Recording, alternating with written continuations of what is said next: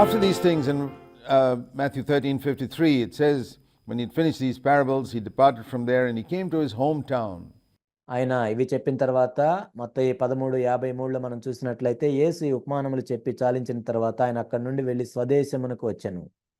And he began teaching them in their synagogue. Jesus was constantly teaching, as we noticed again and again in Matthew. He never tired of teaching because he knew that people needed to hear.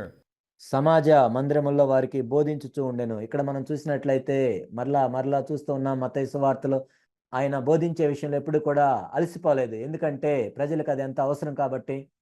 He had gone through 30 years of walking with the Father in Nazareth and was rich in practical experience. నజరేతులో ఆయన తండ్రితో 30 సంవత్సరాలు నడిచాడు కాబట్టి ఆయన అభ్యాసాత్మక అనుభవంలో ఆయన ఎంతో ధనవంతుడిగా ఉన్నాడు. Of walking with God as a man. He had to come as a man, go through all that, and only then he could teach.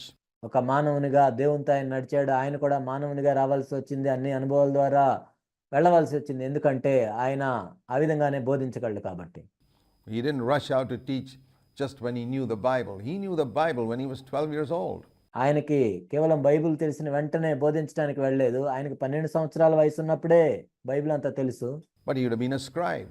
కానీ అలా అయినట్లయితే ఆయన కేవలం ఒక శాస్త్రిగానే ఉండేవాడు. But to be a disciple of the Father, he had to go through another 18 years in Nazareth. తండ్రికి శిష్యునిగా ఉండాలంటే ఆయన నజరేతులో ఇంకొక 18 సంవత్సరాలు వేచి ఉండాల్సి వచ్చింది.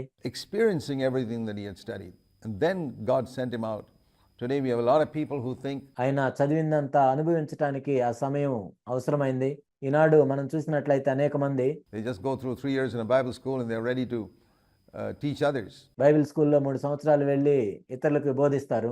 We got to go through experiences in life in order to lead other people to a godly life.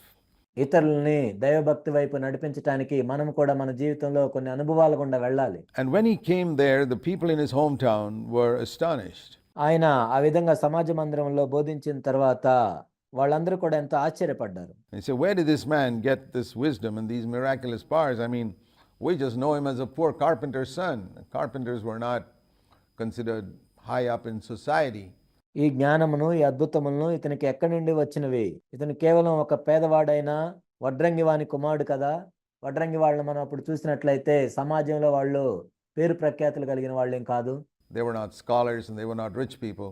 వాళ్ళు బాగా చదువుకున్న వాళ్ళేం కాదు, బాగా ధనవంతులేమి కాదు. Just a poor carpenter's son from a town called Nazareth, which is a sort of a despised town. ఒక చిన్న పట్టణము నజరేతు నుంచి వచ్చిన వ్యక్తి, ఒక పేద వడ్రంగి వాని కుమారుడు, అది ఎంతో తిరస్కరించబడిన పట్టణము.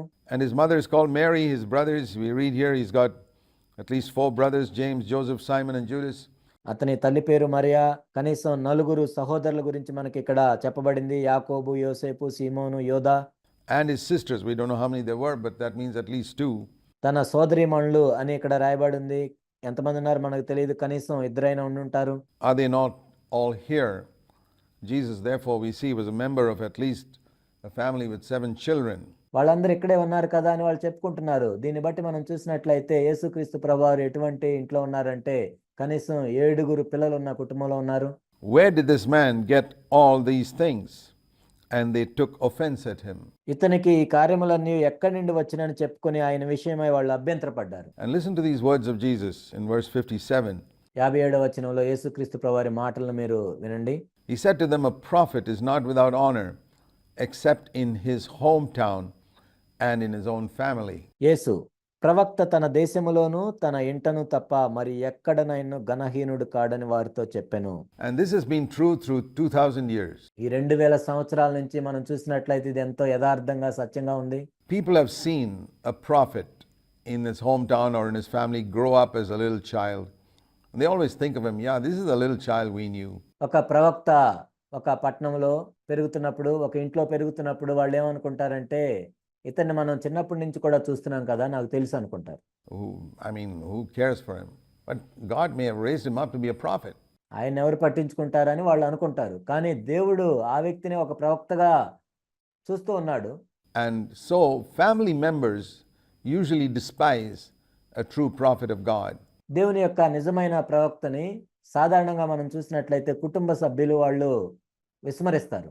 And the town in which the prophet grew up, there also they've seen him from childhood as a little schoolboy. ఏ పట్టణంలో అయితే ఆ ప్రవక్త పెరుగుతాడో వాళ్ళు కూడా ఆ ప్రవక్తను తిరస్కరిస్తారు. ఎందుకంటే స్కూల్లో వెళ్ళే ఒక చిన్న పిల్లవాడిగా వాళ్ళు చూసుంటారు. They despise one who's like that. But other towns have seen him as a grown man, as a prophet straight away. ఆ విధంగా వాళ్ళు తృణీకరిస్తారు. అయితే వేరే పట్టణాల్లో ఏంటంటే పెరిగి పెద్దవాడైన వాడిగా ప్రవక్తను చూస్తారు కాబట్టి వాళ్ళు ఆ విధంగా చేయరు. And tend to respect him. ఆయన్ని గౌరవిస్తారు. And this was true in Jesus' time as well. యేసుక్రీస్తు ప్రభువారు ఉన్న దినముల్లో కూడా ఇది సత్యమే. In Nazareth, everybody in Nazareth had seen him as a little boy, and his family members and relatives also had seen him as a little boy. నజరేతులో ఉన్న వాళ్ళందరూ కూడా ఒక చిన్న బాలుడిగా యేసును చూశారు. అదేవిధంగా తన కుటుంబ సభ్యులు బంధువులు కూడా ఒక చిన్న పిల్లవాడిగా ఆయన చూశారు. They said, "Who is this? This is not some great prophet. We know him as a little kid." ఈయనెవరు, ఈయనేం పెద్ద గొప్ప ప్రవక్త ఏమి కాదు, ఒక చిన్న పిల్లవాడిగా కూడా మనం చూశాం కదా అనుకుంటారు. And so it's the same today when so many people despise a true prophet of God within his family. ఈనాడు కూడా అలానే జరుగుతుంది. ఒక నిజమైన దేవుని ప్రవక్తని తన సొంత కుటుంబ సభ్యులే తృణీకరిస్తారు. And in his hometown. తన సొంత పట్టణంలోని ప్రజలు కూడా ఆయన్ని తృణీకరిస్తారు. So you shouldn't be surprised if you're a true servant of God and God's given you a prophetic ministry that you're not valued in your hometown because familiarity breeds contempt, as the English proverb says.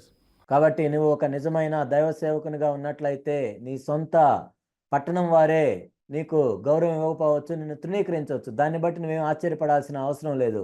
ఇంగ్లీష్లో ఒక సామెత ఉన్నట్లుగా చనువు అనేది ధిక్కారమునకు దోహదం చేస్తుంది. And therefore we don't necessarily get respect in our hometown and from our own family members. కాబట్టి మన సొంత పట్టణం నుండి మన సొంత కుటుంబ సభ్యుల నుండి మనకు గౌరవం రాదు. That's just following in the footsteps of Jesus. అది యేసుక్రీస్తు ప్రభు యొక్క అడుగుజాడల్లో నడవటమే.